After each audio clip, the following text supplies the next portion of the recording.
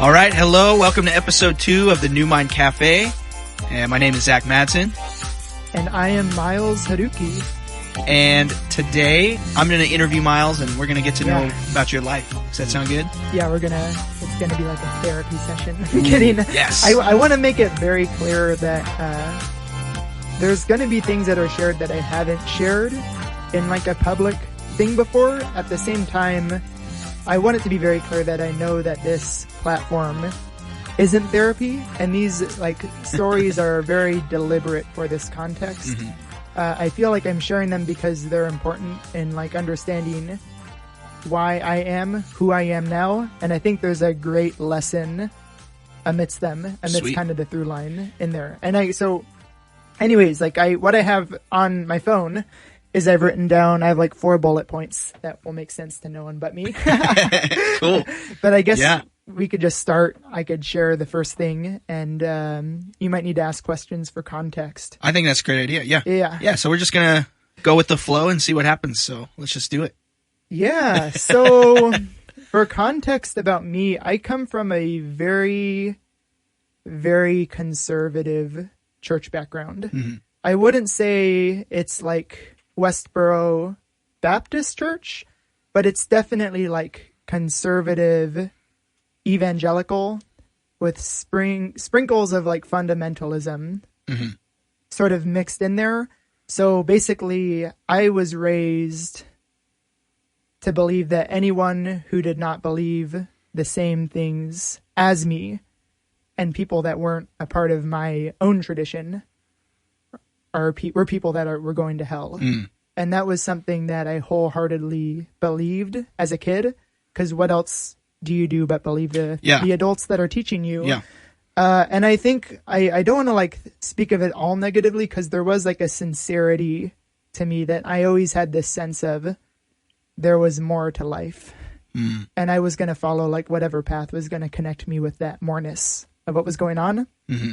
But I think what happens is you get into like junior high, high school, and you start developing these questions. And when you're in a context that doesn't allow you to ask questions, you push them away. That's the first thing you did. So the first story is when I was 19 years old. This is sort of an age where I was beginning to like make friends with people who did not look like me or think like me. Not a ton of them, but some of them. And I had a pretty long, and like in my memory, it was like a heated conversation with a friend who also grew up in a church environment. Was it the same environment? Like, did you grow up with this person in the same context? Yes. And I remember like we were going back and forth. It was like nighttime at a park. I think we had been smoking cigars, which I feel like just brings up like thoughtful conversation. And I remember at this point, I honestly don't know where they are now, but at this point, I think they identified as like atheist agnostic. And I remember the only part of this conversation that I remember now is this last part, because it so rocked me. Is I remember him looking into my eyes, and in my memory, they were very like emotionally heated, like they had tears kind of coming down their face. I don't know if that's like my cinematic brain, but let's just say that was happening to like set the scene. And I remember they looked at me and they said, "Myles, do you really believe that if I were to die tonight, that I would go to hell?" And it was like, that was the first time it wasn't just like an abstract thought anymore. It was like, this is someone that I loved, that I knew personally. Ooh, so it became very real. Yeah, it was like you just have these moments in life where you're just kind of going in autopilot, and all of a suddenly like the immediacy and the fragility and the magnitude of the things that you think and what's actually going on here kind of hits you. And I remember that everything in like my coding told me to tell him yes. What do you mean you're coding? By coding, I mean like the way I had been taught. Oh, okay. To like relate to people. Yeah. Because I was supposed to be certain about it. But I remember in the moment something more like intuitive took over, and my answer to him was, I don't know. Ooh. And I remember, it just was like an intuitive impulse that I followed. To be honest, looking back, I wish I could have just said, like me now would have been like, I don't even, like, no, I don't think that. I honestly don't think anyone's going there. Yeah. But yeah, that was something that caught me off guard, because it was like, okay, I have been raised to think a certain way my whole life, very strongly. And I'm having this moment where I think it was even to the point where I would like preach in sermons, like I brought in that story because I was really like wrestling with that, because I was like confronted with something. So even in that same context, that you grew up in, right? Yeah. Because at this point I was like working as someone in the context that I grew up in. I was working like with students and as a youth pastor. Yeah. So there's also this added thing of, not only are you supposed to believe certain things in order to find belonging, you also need to like hold to those things in order to have your livelihood. It adds a whole nother pressure, stress. And I was like 19 years old. Ooh, yeah. Very kind of tender. I still feel like 25 is a pretty tender age, but even thinking like 6 years ago when I was 19, very tender. But I think that did something in me. Yeah. And it made me begin to accept more gray thinking into my life, because there was no part of me that really questioned whether or not that was the right response. In order to keep the integrity of the belief system that I still had, it was still like, sure, people in this system who aren't in this system are going to go to hell, but at least I could admit like there's mystery. And for me, that was like actually a pretty big leap forward. Okay. To like admit that. Yeah. Like, oh, I don't know. The mystery I don't part. have it. Yeah. Which I didn't have that language for it then. This is all just happening. I obviously didn't want to be confronted with like not knowing more than I thought I knew. But so having mystery in that context is not usually accepted. Is that fair to say? Or like kind of like the answers always need to be like someone always needs to have the answers. I think so. And I think maybe there could be like, oh, there's certain things that we're not going to understand.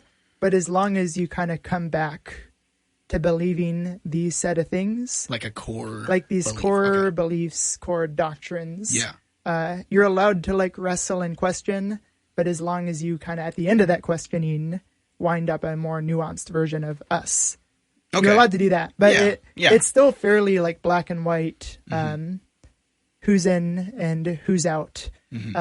But that kind of leads me to like the next story. And this is actually 4 years later. Okay. In the midst of the COVID-19 pandemic that I'm sure no one has heard of. I think for everyone, that was such like a disorienting period where new questions were raised. Like for a lot of people who were following the news of like the rise of Christian nationalism, the election of Donald Trump, which I don't have time to get into, but that was a huge part in like my process as well. But I got to this point in 2020. Keep in mind that I was working professionally to like look a certain way, and Well, can you explain a little bit more of that? Like, what do you mean? Like I was being paid to believe a set of things, and if I veered off those beliefs, I knew I would lose my job and everyone that I knew. Yeah, I think I real quick, I think that's an important part to realize too, is that it's not just the money, but like this is where you grew up. Like this is the culture you were kind of raised in. And so with that, there are like real relationships with people, and you see value in people and you love people and you care for people. But then as soon as you might say something that's a little abstract or makes you think, some of those relationships might dwindle off. Is that fair to say?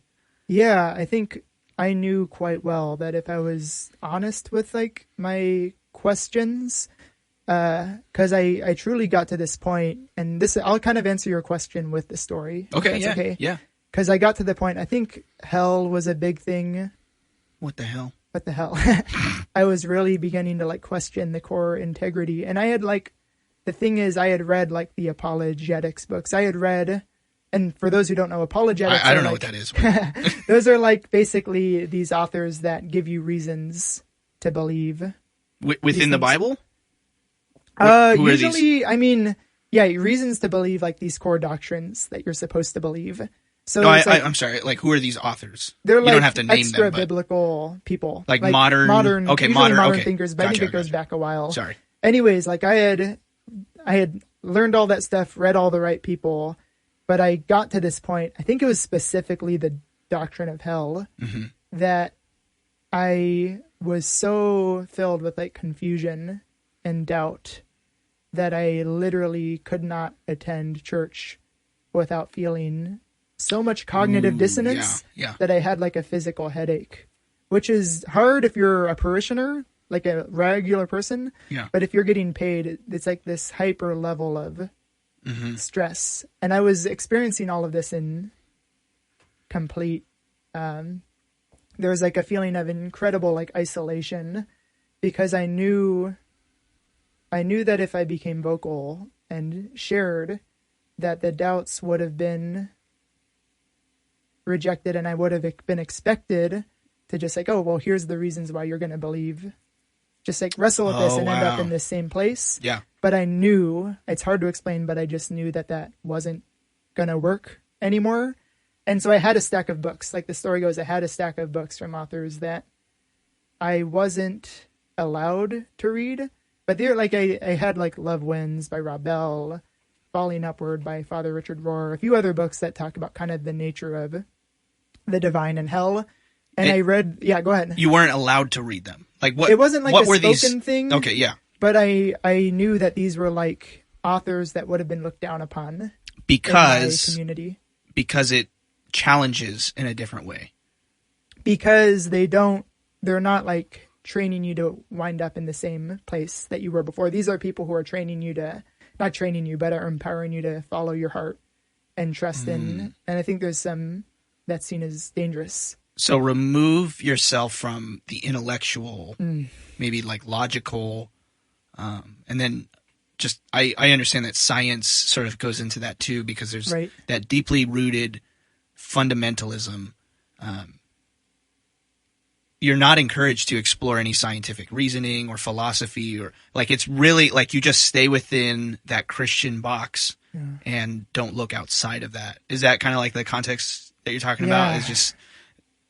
And it's tender. It's hard because like I realize there could be people listening who come from the circle that I come from. And that's why I'm trying to be really deliberate about like saying I'm not, it's a little tender to share this, but this isn't like something where I'm knocking on to be clear, I'm not knocking on any individual person. These are just byproducts of the system I was surrounded with. I genuinely I love how you said that. don't have any resentment towards anyone. And I don't think there's like anyone that's at fault. There was just this thing of I was genuinely growing. And for me, growth meant going to places that were deemed dangerous in terms of my beliefs, because I was becoming a more inclusive person. I was becoming a person who believed that if there was a God, God loves everyone, and that there's nothing they had to do to like change themselves in order to be loved. Yeah. And if there is like something to the afterlife, there's like no conditions to like someone being accepted. But anyways, during this period, I was like, I felt stuck, and I decided to like start plunging into the books. And I remember reading this quote by Father Richard Rohr in Falling Upward that says, "The human ego prefers anything, just about anything, to falling or changing or dying. The ego is that part of you that loves the status quo, even when it is not working. It attaches to the past and present and fears the future." And it hits now, but in that moment, that hit me so hard, because I didn't have any like cognitive or rational explanation for why that resonated. But I knew, I knew that word was like truth for me in that moment.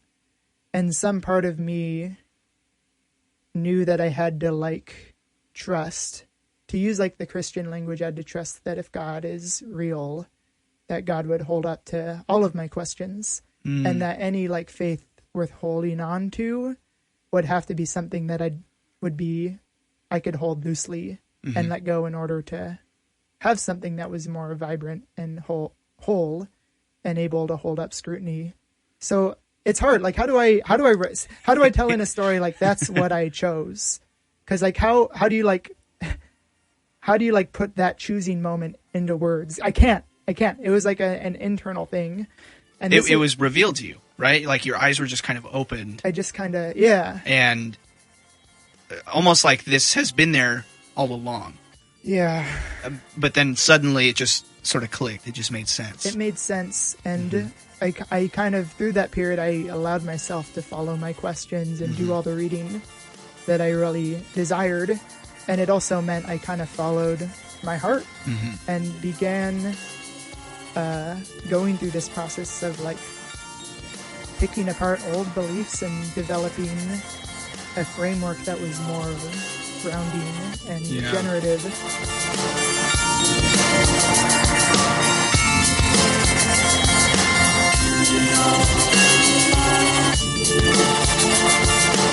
But this is where it gets pretty into like weird woo-woo, borderline woo-woo mystical territory. Yeah, bring it. Real quick, for those that don't know, can you explain mystical? Because I think, like, when I first heard that word, I was like, mystical, like magic? Like, what are you talking about? But that's a great question. Could you explain that a little bit? On the fly, I'm just going to say it's anything that brings you into, like, awe or wonder or a sense of, like, connection to anything larger than yourself. And you could call that thing mystery, you can call that thing God, you could call that thing whatever name you want to put to it. But some sense of, like, there's something more going on here. I've had like moments of like looking at Yosemite or looking at the sunset. Like those are, I look at all of that as like, I think you could understand that as like an experience of like awe, wonder. But I've had that, but up to this point, I hadn't had something that was like undeniably, this felt like a transcendent experience. And so this is exactly what happened is somewhere during that time, I woke up in the middle of the night, and it was so like such a strange, like even the story is so strange because that even waking up is kind of like a metaphor. But I woke up and felt filled with like an infinite, bottomless sense of a presence that was like holy and beyond all understanding. And it felt both like around, like I knew that the thing was like both beyond me, but it felt like it was flowing from my inmost being. Like there was no sense of separation between me and that space that I was literally waking up feeling overwhelmed into. And at the time I knew that people had talked about this thing called God's presence, and it felt so undeniable that if there was such a thing as that, this was it. I was like waking up. You woke up in the middle of the night. Yeah. So there's a disclaimer, like for those who are hyper rational, like it could have just been like a sleep phenomenon. It really could have been like a sleep paralysis or something. But what I will say was that experience felt so, especially with the context of me plunging into this thing that made me so afraid, it very much did liberate me. And I have a memory the day after, because I was like shaken up by this. And I think I had dropped off a friend at the airport, and I have a memory of like I was listening to the radio, and I decided to like turn off the radio in my car and just sit in the stillness. Yeah, by yourself? By myself in my car. And your friend's not like, there, well, why did you just turn off the... I had dropped him off. I'm dropping him off. It's just me. There's no one around. And I was able to kind of like sit, and I didn't have it, like, again, I had no teacher or anything that would be like, this is what you're doing. But I have this memory, I'd sort of be able to like center myself. And what I'm trying to say is that presence was still like lingering with me. Like I have this memory just sitting in the car, and it was very subtle, but I could sort of center myself back into that space of like bottomless, infinite. I feel like I could share the same story in so many ways, but it was something that was so significant, and at the very least, it showed me on an experiential level that I wasn't crazy. Yeah. What? Because I know. Can you explain that? Yeah. Why did you choose the word crazy just now? Because I think, like we've kind of gotten at, I grew up with like a very strong mental framework of what was okay and what was not okay. And I was doing something that cut against everything that I had been told. Doing something that was like job costing, bringing me into like dangerous territory. It was that thing that told me I could like trust in my inner experience. And I know that's not the normal, like there's a lot of people who go through a process of like doubt or faith deconstruction or picking everything apart. And I know there's also this disclaimer of, I know that I feel very lucky to have had something like that happen almost immediately. But it's just like I knew that there was more going on, and I was stumbling into like a pattern or like a thing that was infinitely true. I can't explain it. It's interesting that it's like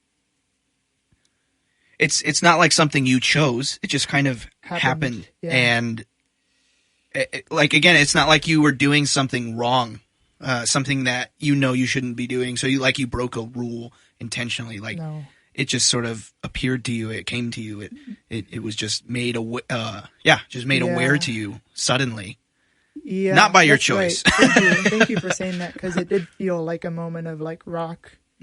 Like the moment in the story where someone hits rock bottom, and mysteriously, once you hit rock bottom, the way appears, which I think is like common to everyone, has at moments like that. And it felt like that. And yeah, I got to emphasize it. There was a sense of being guided along through it. Like if it was just me and my mental constructs, my conditioned self making choices, I wouldn't be doing what I was doing. Yeah. There was like a sense of being carried by like a creative, intuitive impulse. And that leads me to my next story. This is great. Okay. You're a good interviewee, because I feel like I haven't even asked you many questions. You have. This has been great. It's good that, I could talk in front of a mirror and just like record this by myself, but it's helpful to have like another person who's reacting. So like in 2021, keep in mind, after this happened, I still continued working for like a whole nother year. What? A whole year? A year okay. So you have this sort of realization that this isn't working, but I'm going to keep doing it. Is that? I think for me, what? I was a very zealous person. Yeah. And I honestly did not have any sort of friendships or people to lean in on. Had I did like transition out or move or like be upfront with what I was going through, I just was I had that strong experience, but I still was like a fragile. I still was operating with the frameworks that I'd been handed, so I was still terrified of losing everything. So I think, which again is more than just your job.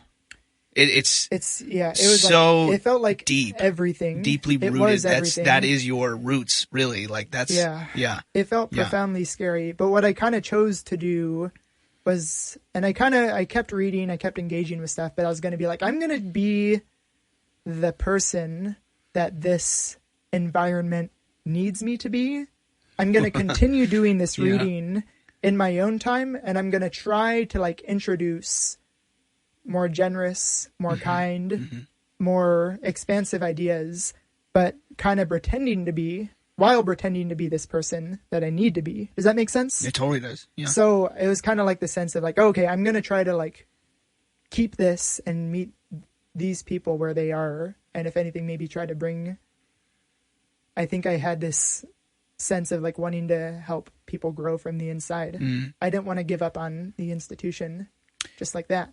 And I think there's something very admirable to a part of that. Yeah. So that makes me kind of think of a podcast that you and I have listened to called Revcovery. Revcovery. Love them. One of the co-hosts, Justin, he's talked about where he worked at a fundamentalist church, a fairly conservative church. And for those of you that don't know, generally with these church atmospheres that are pretty conservative in their theology, there's a lot of homophobia, there's a lot of misogyny, there's a lot of just kind of patriarchal culture that's present. And so this guy, Justin, was a youth pastor, and he was talking about how he stepped into this church dynamic. He sort of had perhaps like a similar revelation sort of moment where he's like, no, this isn't cool. And so he wanted to be the youth pastor for those that were going to be judged, oppressed, silenced. He wanted to be that voice of reasoning for these people in particular. So even though like he was going against the grain of the norms of that culture, of that context, he still felt like he needed to be there, almost like as an activist, as an ally for those that were being oppressed. Yeah. Would you say like that's a similar feeling that you had? I honestly think I was in a bit of a more vulnerable situation because this is like mid-COVID. So it's just like there's so much that's falling apart as there is. So I think I would say I was kind of just in survival mode. Like I didn't have time or space to really process what had been happening. So I had to allow things to kind of happen at the pace that they needed to. Yeah, absolutely. Which is kind of like what ended up happening. And that brings me to like the third story, which I'll try to get through pretty quickly. Okay. It's pretty simple. So yeah, obviously a lot was changing in my life. My like faith, which was like the world to me, had was changing so rapidly, quickly. And I remember around like November of that year, I began asking myself the question, what do I want? Like, not like, what does Myles want? Not like in a hedonistic or like selfish way, but in a like, what is like my deepest self really want? And so the next month I went on this trip. I went to Big Bear for 3 days and Zion National Park for 2 days by myself. Okay. Something that they don't tell you about being a pastor is oftentimes the only way you can turn off is by just leaving town. Being with nobody. But yourself. Yeah. But that's sort of what I was doing. And I had this moment where I was driving into Zion National Park and I had to pull to the side of the road, and the best way I could describe it is like this flash of like insight just like overtook me. And I said, I want to leave in 2021. Verbatim. Wow. Verbatim. A month after I started journaling, what do I want? Which was like insane. But at the time I was like, okay, I'm going to follow this. This is scary. Keep in mind, I was still living this double life where I was being paid to like be a certain way. I was trying not to compromise my integrity, so I wouldn't like give like sermons on hell or stuff like that. But I still had to pretend like I was a certain kind of person. Right. So according to them, I was like just doing completely fine. I just got promoted. Oh wow! Right, like within that same time. Within that same time. Wow. But I kind of still had this mindset where I wanted to maintain that sense of image.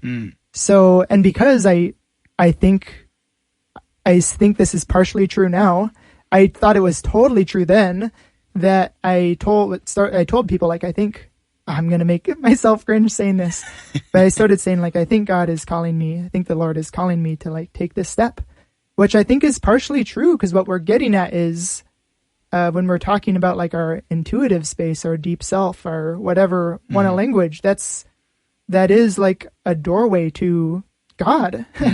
That is how the divine or the mystery or whatever you want to say speaks. Even if you don't believe in God, like who cares? There is this thing that happened called the Big Bang, and nothing exploded into everything. So let's just create a metaphor to explain the thing behind the thing. Or let's personify it. Yeah. Personify whatever it is. Yeah. Anyways, so that happened. They were really supportive.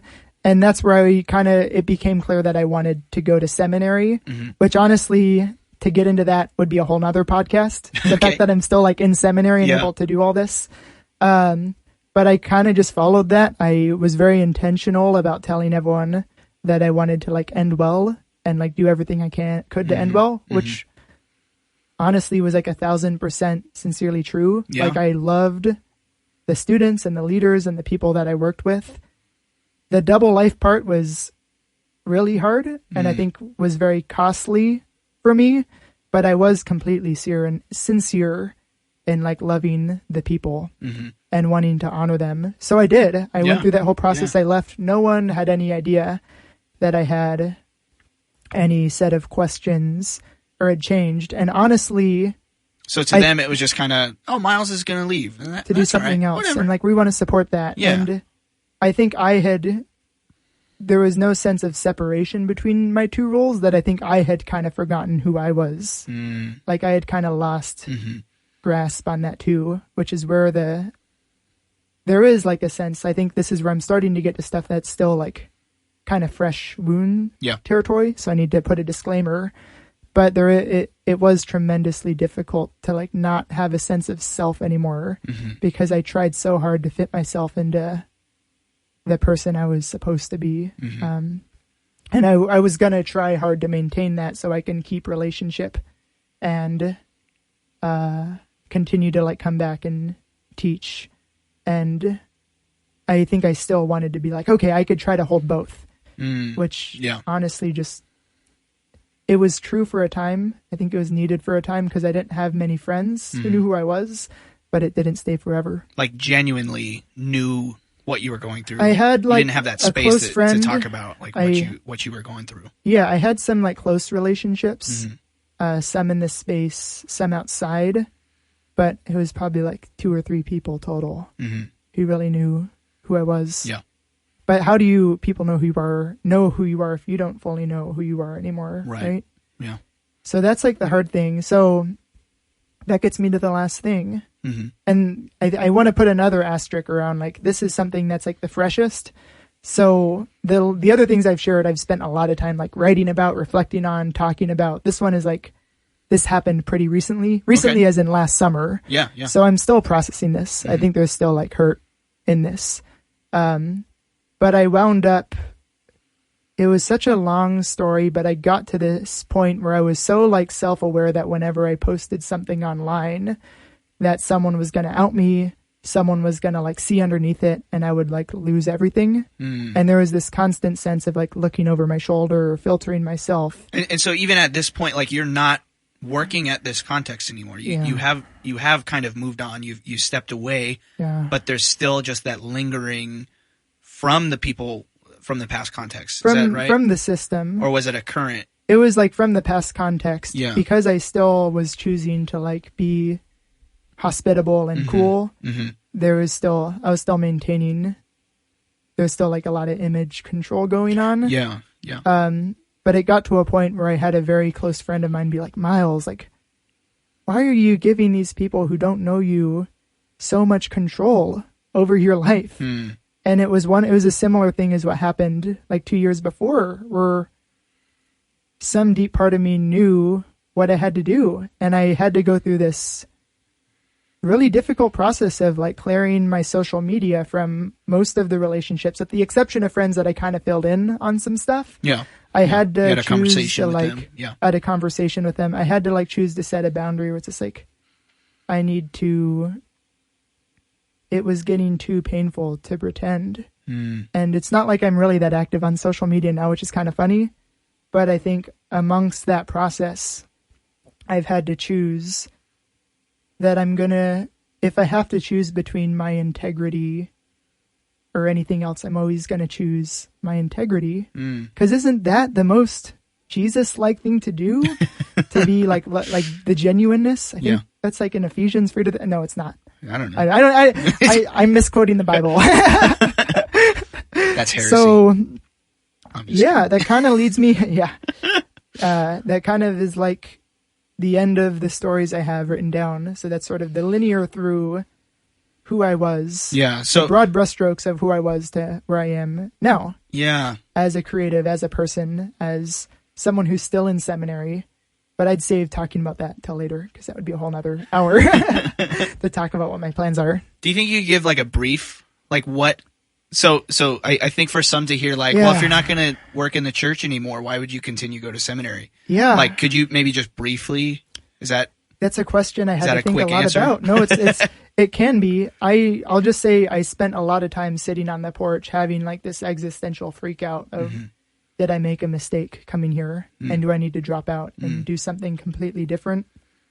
It's hard to like explain why you want to do what you do, but the way I could explain it is I still have this deep desire and a sense of like a larger than me inclination and pull towards wanting to do the work of like past spiritual care. And for me, I found chaplaincy as an option where I can continue to do that work. I'm within the Episcopal tradition now, which allows me to not have to hold to any sort of dogma to stay inside or outside. Okay. Like I can just be myself. So it's very flexible. Yeah. And I still like the part of me that was gifted in like pastoring and like caring for people. I'm just very clearly a very spiritual faith-based person. Like I have the natural disposition of a believer for better or for worse. I know this might freak people out, but I still believe in things like the resurrection and the incarnation. It's not a rational thing. It's just like a genuine, like, I believe.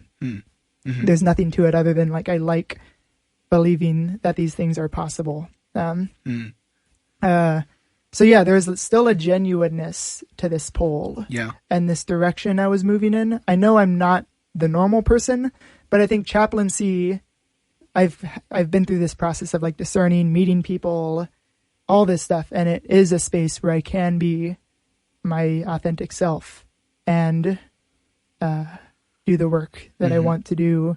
And I've heard it's an incredibly innovative space. So a lot of the things that you can't do as a pastor, you can do as a chaplain, because a chaplain is essentially someone who does the work of a pastor in like a non-church context. And that's contextual to like if you're a hospital chaplain, that'll be a little different than being like a police chaplain or a military chaplain. Oh yeah, and I wanted to say all the things that I've talked about, I talked about in my chaplaincy interview. Oh yeah. I wrote about this in my papers for Very like cool. applying to chaplaincy. Yeah. So they like ate this stuff up. Which And as so I of found a as of space- us recording this, when did all that It's happen? like a month ago. A month ago, okay. So like it's a space where there's freedom, and I can do the work that I'm good at and want to do. And yeah, it's what you just asked is a question I can spend a long time discussing, but that's the short of it. Yeah, I think you did good. Yeah. Yeah. And I think, why don't I leave it there and I'll give you questions because I've been talking a lot in this episode. Well, no, that's wonderful. And it sounds like you're able to, you're able to care for people rather than caring for a system and trying to tend to a system and make this system work over and over and over again, no matter what. Yeah. But this is very specific and curated to specific people, to specific people in specific contexts, having specific questions. And so that's really awesome because it is people focused. Yeah. Individual focused. Yeah. And there's so much I can talk. I feel like it's so rich. The stuff that I'm doing now is when it starts to get like really rich and really exciting. But I think, and this is where the creative impulse comes in, because this is the through line that I've seen in these stories that I've shared, is there's this part of me that is, call it the ego, the false self, the conditioned self, whatever it is. There's this part of you that is the person that you were raised to be, that you were told to be. And we all have these moments where we have this inner creative impulse that, like you've said, just wants to be. And there's nothing rational about following it. There's nothing to explain. You just gotta follow it. Yeah. And to me, the work for me being a Christian, a follower of Jesus, is about devoting my life to like learning what that impulse is, which gives me in a space of like, that's why I'm so tremendously interested in true creatives. And if you don't pursue that, it sort of eats you alive. Like it's like you have to get this out because it's just going to keep being there. It'll keep nagging at you until you actually do something about it. In my case, it was genuinely like hurting me to not follow these moments. Like you said earlier, there was not a sense of like choosing it. There was a sense of being led through it, which gives kind of reasons for why I still think there's something to the whole like Jesus and God and like larger thing going on. And yet, like I from conversations that we've had beyond this episode, like it sounds like you're also able to say, but you understand that's not the only path. No, this is it. I'm kidding. Go to hell. Damn. No, I like I don't know. I feel like people want you to put together like a mental gymnastic for why you are the way that you are. And I've just chosen not to do that. But yes, I don't care if you're like an atheist or an agnostic or whatever you are, like whatever it means to be yourself and to follow your heart is, to me, that is the way of Jesus. The language you use to describe the journey or the map you use to describe the journey doesn't matter. It's only whether or not you're going on the journey, right? That's kind of like, and for me, like being a person of faith, I feel no desire to try to like save Christianity or be like, oh, now I have this new Christianness that I need to like convince people is the right way. Yeah, you're not supporting the system. It works because yes and no, but it works. It works for me because it's genuine. Okay, and it's like, I'm not someone who's really into sports. I'm not someone who like gets a thrill out of that. So for me, church is the space that like brings me to that feeling of like belonging and community. And I have other spaces for too. Again, I keep saying this now. I am getting this sense that I'm exhausting. I think I've almost said enough for this episode, but there's a lot of other topics I'm kind of hinting at, like, oh, that could be a whole nother and hour-long thing. That's the fun of this podcast, I think. We just keep going and going. But for you, the listeners, we'll break it up into segments. Yeah, and more of this stuff will come up. But I just, like, I think this last part, I kind of want to say, knowing that there's probably people, like, from my old spaces listening to it, and people like who are in spaces that are like the ones I came from, and like having this question of like, does that mean Myles is like against me or trying to pick my beliefs apart or trying to say like everyone should pick up their bags and go? And I want to make it really clear that I think for me it felt so important to share this stuff because this is the fruit that a lot of religious systems creates. It hurts a lot of people. And I was someone who is seen as one of the successful ones, right? And I get this sense for me to not share my story is to let the system kind of win, because people don't get to see this holistic picture of like what's actually going on. But I also want to say that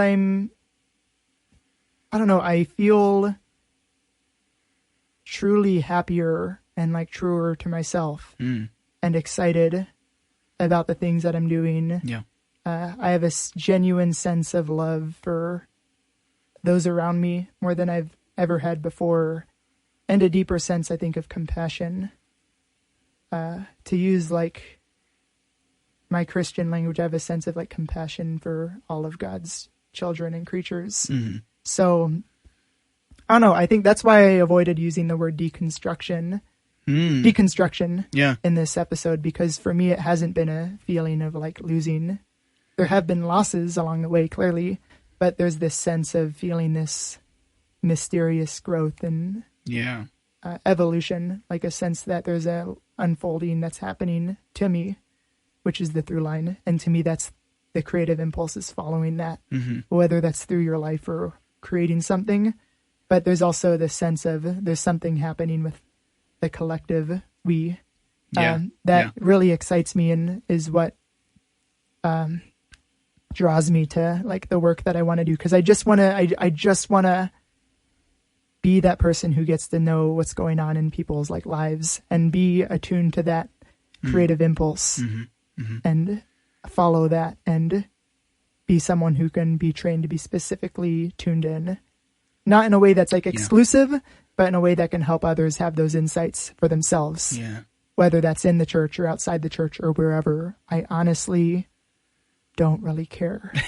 I'm way more interested in like the kind of person you're becoming than being the kind of person that I am, because that would be so uninteresting if everyone was exactly like me. So, and to use like my Christian language again, I feel like a God that only has one path that leads to life just seems to not be true, because I've met some tremendous people who are incredibly Christ-like from all sorts of spheres, but also just, I wouldn't want to believe in that kind of God anymore. So, wow. yeah. That's wonderful, man. Thank you for sharing that. And yeah, thank you for just being open and getting deep with that. Yeah. Right off the bat, episode 2. Woo woo! Yeah. Thank you. Really. Yeah. Well. How do you follow that up? To anyone out there and to anyone and wherever you are on your journey of life, of creating something, why don't you remember to trust in yourself and to take care of yourself and love yourself and do what you need to do in order to be your best and most authentic self, because the rest of the world is counting on you to do that. So that's beautiful. Yeah. Thank you. Amen. All right. Amen. That felt like an amen. Nice. Thank you all so much for listening to this New Mind Cafe podcast. We really appreciate your support with this journey of exploring creative people and getting inspired by many different art forms. If you enjoyed the music on this episode, well, that was all original work by me. And if you want to hear more original music, you can check out our band called New Mind Collective. When I'm not working on music or podcast episodes, I'm working on the other component of my small business, which is roasting coffee. So if you want to follow along all of what my business New Mind Cafe is doing in the coffee and the arts industries, then please check out our website at www.neumindcafe.com. On there, you'll find upcoming events, gigs, podcast episodes, music, products, and all the links to the social media and platforms to stream music. If you are enjoying this podcast, please like, subscribe, leave a rating, or comment wherever you're hearing this podcast. And please, please, please share this with others. We are trying to spread the word about what we are doing, and we want to include others in this as well.